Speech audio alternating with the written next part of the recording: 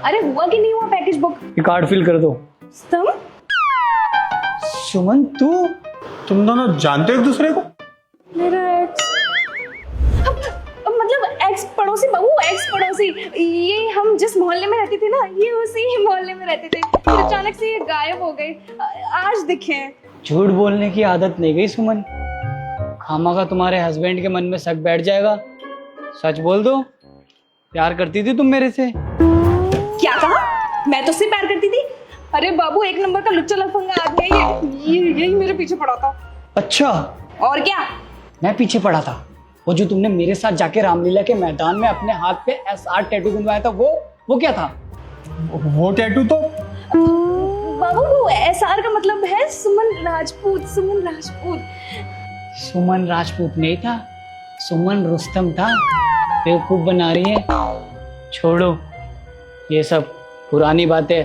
अपना package book कराओ और जाओ हनीमून पे। बाबू, एक काम करते हैं, घर चलते हैं, कभी और चलेंगे ना घूमने। हाँ चलो।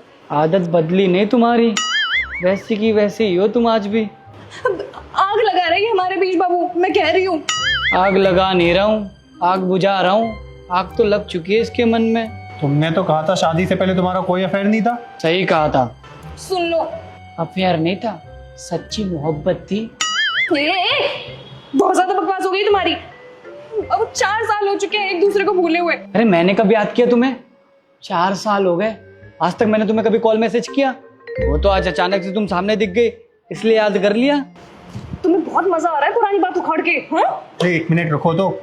वैसे भाई क्या बात हुई थी? अरे वही भाई, पुरानी दिक्कत। इंडिया में ना लड़की प्यार करने से पहले माँ बाप से नहीं पूछती। वहीं शादी करने की बारी है तो माँ बाप मना कर रहे हैं, और फिर क्या होता है, हर बेरोजगार आशिक अपने इश्क का गला दबा देता है। राइट। चुप रहो तुम। अरे कोई भी माँ बाप यही चाहेंगे ना कि उनकी बेटी अच्छे घर में जाए, किसी पैसे वाले घर में जाए, लड़का पढ़ा लिखा हो। तो तुम ही बताओ, मेरे माँ बाप ने क्या गलत सोचा? प्यार तुम्हारे माँ बाप ने किया था। आज जो ये चपरासी मालिक। हाँ, जो कुछ भी है, ये सब कुछ ना तुम मेरी बदौलत बने हो। ना मैं तुम्हें धोखा देती, ना तुम दिल्ली आते और ना इस ऑफिस के मालिक बनते। तो ये सारा कुछ का ना क्रेडिट सिर्फ मुझे जाता है, मुझे। वाह, इसका भी क्रेडिट तुम ले लो। अरे तुम्हारे छोड़ के जाने के बाद मैं 4 महीने तक डिप्रेशन में रहा था। बड़ी मुश्किल से डिप्रेशन से बाहर आके मैं यहाँ दिल्ली में आया था काम करने। तब जाके मैंने यहाँ इतनी मेहनत करके अपना काम जमाया और आज मैं इतनी बड़ी कंपनी का मालिक हूँ। तो उसका भी क्रेडिट तुम ले रही हो। और हाँ, तुम्हारी जानकारी के लिए बता दूं, इस शहर की ना सबसे अमीर बाप की लड़की से मेरी शादी हुई है। समझ में आया? अरे वाह, कांग्रेचुलेशन भाई। Thank you. अरे चुप करो तुम क्या यहाँ पे लव स्टोरी सुनने बैठे हो और कांग्रेचुलेशन और कर रहे हो? एक काम करते हैं, कहीं और से पैकेज ले बुक करते हैं। चलो आ जाओ। रुको, कहीं मत जाओ। ये लो, पैकेज बुक कर दिया है, वो भी फ्री में। जाके एंजॉय करो। और वो तो तुमने बात छेड़ दी, वरना मैं ये बात भी नहीं करता। मैंने बात छेड़ी? अभी तुमने तो कहा था कि मैं तुम्हारे पीछे पड़ा था। अरे तुम एक बात बताओ, किसी भी रिलेशनशिप के अप्रोच के लिए एक लड़का ही तो अप्रोच करता है ना, लड़की थोड़ी ना। नहीं, जरूरी तो नहीं है। सुन लिया?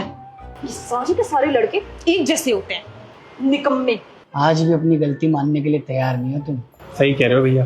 अरे मैं क्यों मानूंगी अपनी गलती? हाँ, जब इसमें मेरी कोई गलती ही नहीं है। और तुम मेरी बात कान खोल के सुन लो, अब तुम करो अकेले गोवा की टिकट, क्योंकि मैं तुम्हारे साथ कोई ट्रिप पे नहीं जाने वाली। बड़ा मजा आ रहा है ना तुम्हें ये लव स्टोरी सुनने में, और तुम्हें ही बड़ा मजा आ रहा होगा लव स्टोरी बताने में। तो एक काम करो, ये कहानियां विस्तार से सुनाएंगे और तुम विस्तार से सुनना, क्योंकि मैं जा रही हूँ घर और पापा से तुम्हारी शिकायत करूंगी और बोलूंगी कि ये लड़का कितना निकम्मा, नालायक और जा रही हूँ मैं। लेकिन अरे भाई साहब। अरे छोड़ो भैया, बचपन से जानता हूँ, जिद्दी है थोड़ी, मान जाएगी। और जो पुरानी बातें बीत गई उसे जाने दो, अपनी नए जीवन की शुरुआत करो।